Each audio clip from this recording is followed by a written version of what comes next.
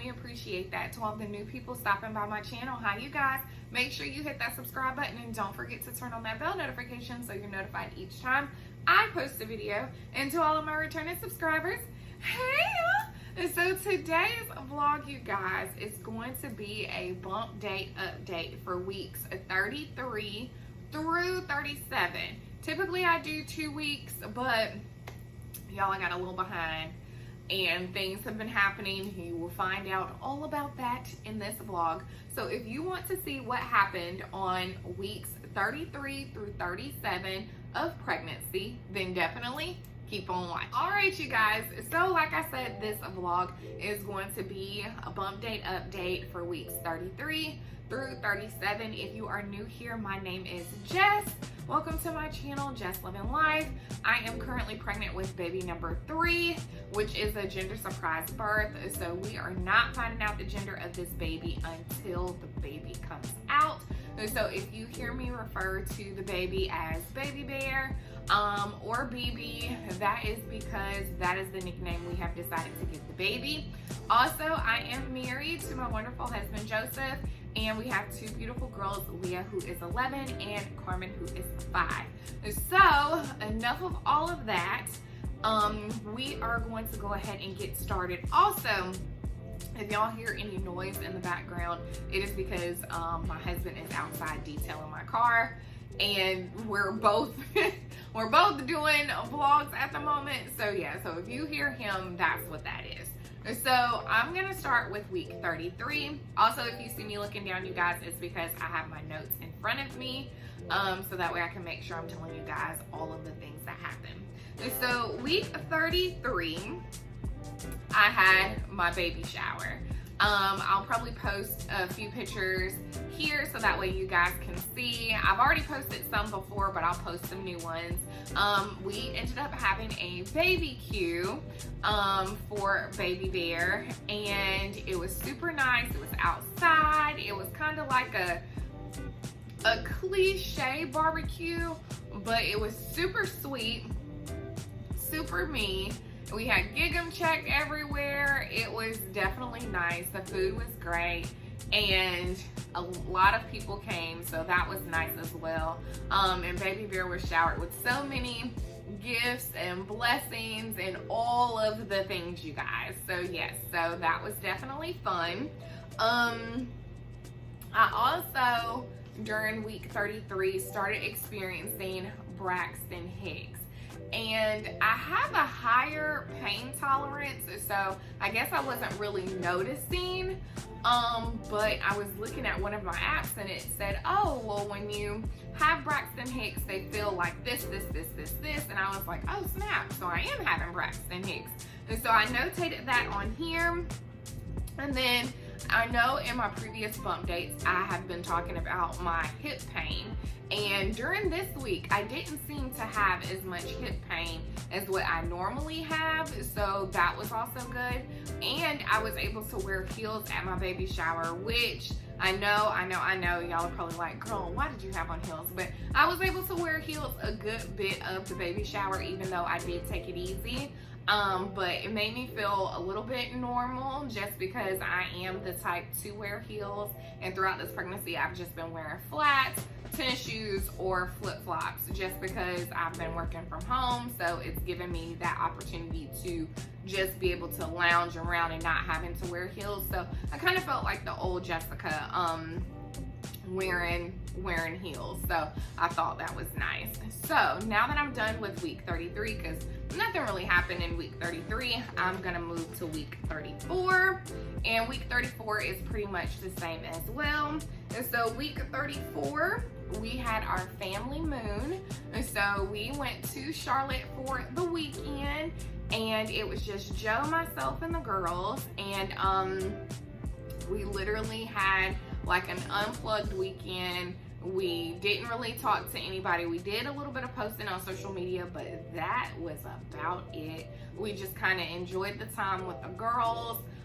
We didn't get to go on any vacations last year because of the C word. And so this year we were like, we have to do something because that means the girls would not be able to go on another vacation until next year, 2022. And we didn't want them to have to wait that long. Also, I had got clearance from my doctor that I could travel within a 2-hour distance from my home. And so Charlotte is like literally 2 hours and some change. And so we were able to do that. I got approval from him. I did wear compression socks going and coming, and we were also doing a little bit of walking because we went to some outlets, and I did have my compression socks on there just because I wanted to make sure I was being safe and not causing my legs and feet to swell or a potential for any type of blood clots or anything like that, since I was so far along in my pregnancy. And so yeah, so we did that. And then I also started peeing in the middle of the night. And a little fun fact, I hate getting up in the middle of the night to go to the bathroom. So typically I will just hold it, but I know you're not supposed to do that when you're pregnant. So during this week, I noticed that I was getting up like around 1 o'clock in the morning and 4 o'clock in the morning to go pee. Even though I had stopped drinking water at a normal time, y'all, I was still having to go to the bathroom. And so I'm guessing with all of that, it's because that's the time that baby bear gets up, because I did notice during those times baby bear was the most active. So notated on here for week 34 that my insomnia is starting, and I think that goes hand in hand with me getting up in the middle of the night to go pee, because once I would get up to go pee, literally, you guys, a baby bear would be so active that I couldn't go to sleep. And so 1 o'clock, I'm getting up, going to the bathroom, and then staying up for an hour. Then I doze off. Then I get back up at 4, doze off for an hour, and then have to get up like around 5:45, 6 o'clock, which then leads me to oversleep because I didn't get any sleep. And so that is what I've noticed. And so I'm assuming when baby bear comes out, that will typically be baby bear's schedule, 1 and 4 o'clock in the morning, which is cool. That is usually when I have the most movement at night, or, you know, during that nighttime, morning time, wee hour span. So yeah, so baby bear's just getting me prepared. And so enough of week 34, let's move to week 35. And so week 35, I had a doctor's appointment. And this is where, you guys, I will let you know why everything has been lumped together, because y'all, it has been a whirlwind. And so week 35, I had a doctor's appointment.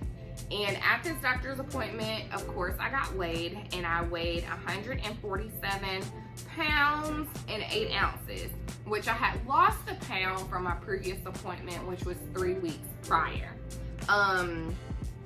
Which Joe attributed that to the fact that we have been out of town and we have been doing a lot of walking and things of that nature. My doctors didn't seem concerned, the nurses didn't seem concerned, so I was like, okay, whatever.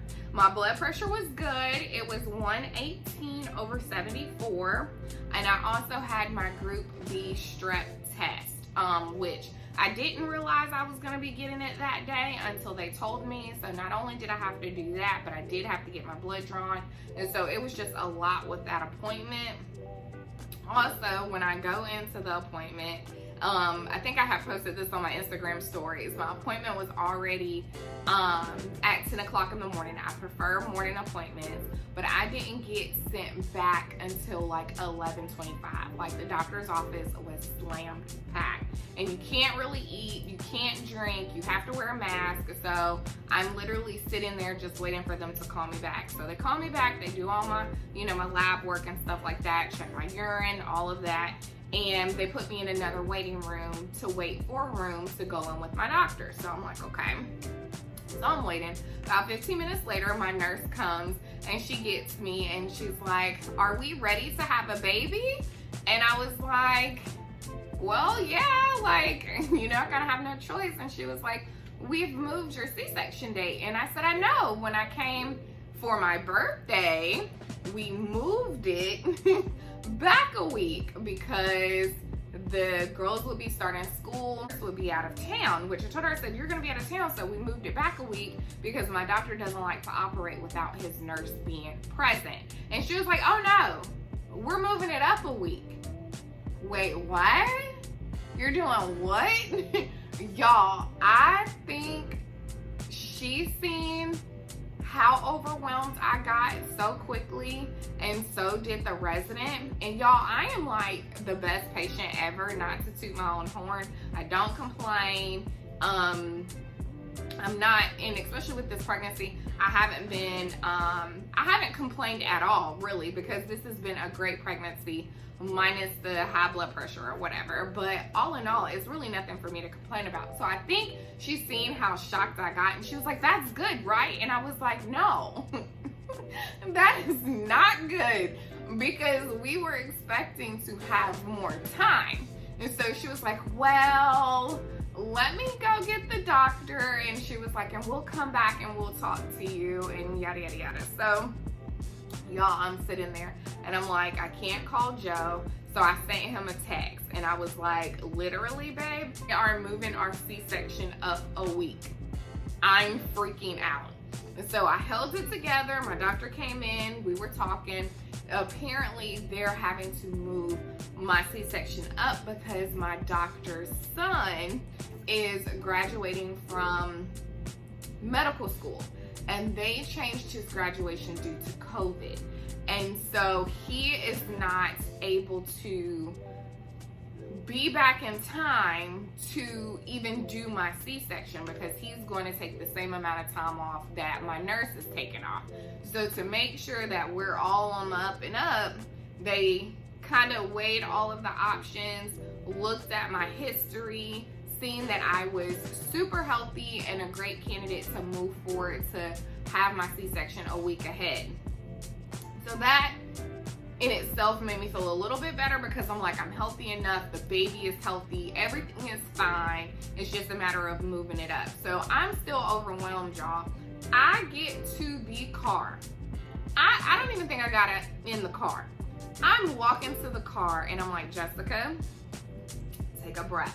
Take a breath, take a breath. I'm calling Joe at this point. As I pushed that door open, y'all, I was calling Joe. So I called him, he picked up on like the second ring, and I was like, babe, I'm freaking out.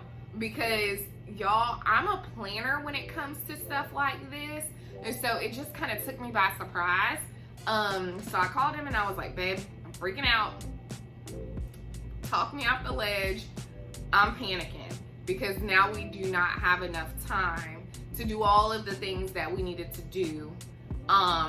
The girls, getting them situated, making sure my parents are able to take off the time that they need to be with the girls, for the girls not to feel overwhelmed because there's so many changes, and this week it was this time and that week it was that time. And so it just, y'all, it freaked me out. So I'm on the phone crying with Joe, just being overwhelmed. And I told him, I was like, if you're overwhelmed, please don't tell me, because if you say you're overwhelmed, I'm really gonna freak out. One of us has to be sane in this. And he was like, babe, I'm good, we're good, it's fine, it's not that big of a deal, we'll make it work, we'll just have to move some things around. And so just the fact that he was so calm kind of calmed me down. But I was literally an emotional wreck that whole day. So of course, I'm trying to get the girls situated because, hey, back to school is happening, things of that nature. And so having to get them taken care of as far as scheduling hair appointments and nail appointments, and making sure, you know, my parents can get off because they had already scheduled time to be off on this specific date for the girls. So y'all, it just sent me into a whirlwind. It all has worked out thus far. We were able to move everything around. The girls are good. That was my biggest thing, just making sure that they were good. Now it's just a matter of me getting my life together and packing my bags. So yeah, y'all, week 35 was a lot. Let me see if I put anything else on here. Nope, I didn't put anything else on here for week 35. So now we are moving to week 36. And so week 36, I put on here that I had another doctor's appointment because now I'm having to go weekly. And at this doctor's appointment, they did weigh me and my weight stayed the same. So I was 147.8. My blood pressure was 116/75. And they did check baby bear's heartbeat, but they did not tell me what the heartbeat was. But they did measure the length of my bump and said that everything was still good. Baby bear was still measuring on time, and so that was good. And then also Joe and I needed to finalize our leave paperwork because our schedule got pushed up a week. So not only did he need to get his paperwork to his job, I needed to get my paperwork to my job so that way we could both get paid while we're out for maternity and paternity leave. So we did all that. So that was kind of stressful in itself. So yeah, that's all I have for week 36. So now moving to week 37, y'all, this baby is trying to run me from inside the womb, okay? Just disrespectful. Y'all know I need a cherry Coke every day. I could not figure out why my chest was on fire. Y'all, I had the worst heartburn and acid reflux this week. When I tell y'all I looked like reflux from Off the Incredibles, I'm gonna show y'all a picture of how I was feeling. Like, y'all, it was horrible. I've never had heartburn in my life.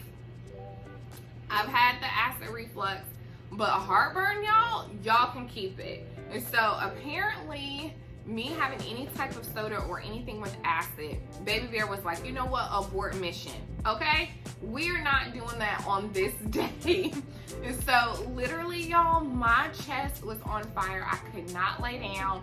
Joe was super sweet and went and got me a whole bunch of like natural remedies for me to try and combat this heartburn because y'all know I cannot chew medicine. And my doctor did say I could have Tums, but I can't do it.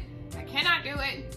Whenever I chew like any type of medicine or swallow a liquid, y'all, I throw it up instantly. So it has to be in pill form. So yeah, so I was like, yeah, no, I'll tough it out. So literally 4 days, I was absolutely miserable. Y'all, anything that I ate, anything that I drank, it would come up and it would sit like right here and it would just burn. Y'all, part of me was like, am I having a heart attack? Like, is this what it feels like? Because like all of this was on fire. My throat was on fire. And anytime I burped, literally all of it would come up. And I think since it was so much acid, I told Joe today that I think it had burnt my throat because my throat feels funny. And I can taste like a little bit of like blood in my mouth sometimes. And especially after this, I can taste it. So I'm wondering if I kind of like burnt my throat with all of the acid coming back and forth. It was a mess, y'all. And so I mentioned that to my doctor because I did have a doctor's appointment this week. And I found out that my group B strep was negative, which I had to tell Marissa, my placenta encapsulation lady, I had to let her know that my test was either negative or positive so they knew how to clean my placenta. If you don't know, I am getting my placenta encapsulated, which means I will be taking it in pill form. And I have a video about that in my pregnancy vlog list. And then I will also be documenting my journey with my placenta encapsulation just in case there's anybody out there who wants to do the same thing. So yeah. So I had to let Marissa know, but I found out that it was negative. And then I was also weighed at this appointment and I weighed 147.6. And so for the past 3 appointments, those 3 weeks, I hadn't gained any weight. My blood pressure was 113/75, and baby bear's heartbeat was 130 beats per minute. And they said that that was perfectly fine, perfectly normal. So yeah, so baby bear was definitely on and popping, being active as always in this doctor's appointment. Also in this doctor's appointment, I finalized everything for my C-section with my doctor, just to know when to stop taking like certain medications and things like that. Because if you didn't know, I also take a baby aspirin in conjunction to my heart, my blood pressure medicine. And so he advised me to stop taking that at a certain time when it's close to my C-section, so that way my blood can clot properly. And so that was good. And then also in week 37, I took my last cookie order until I come back from my maternity leave. And then I also had my last day of work. And so yeah, you guys, that was a lot that happened in week 37. It was a lot that happened throughout all of these weeks. It was just a little bit overwhelming, so that is why I was behind on the bump dates. But y'all know with the bump dates, I show y'all what baby bear is looking like, and so I'm going to go ahead and do that right here.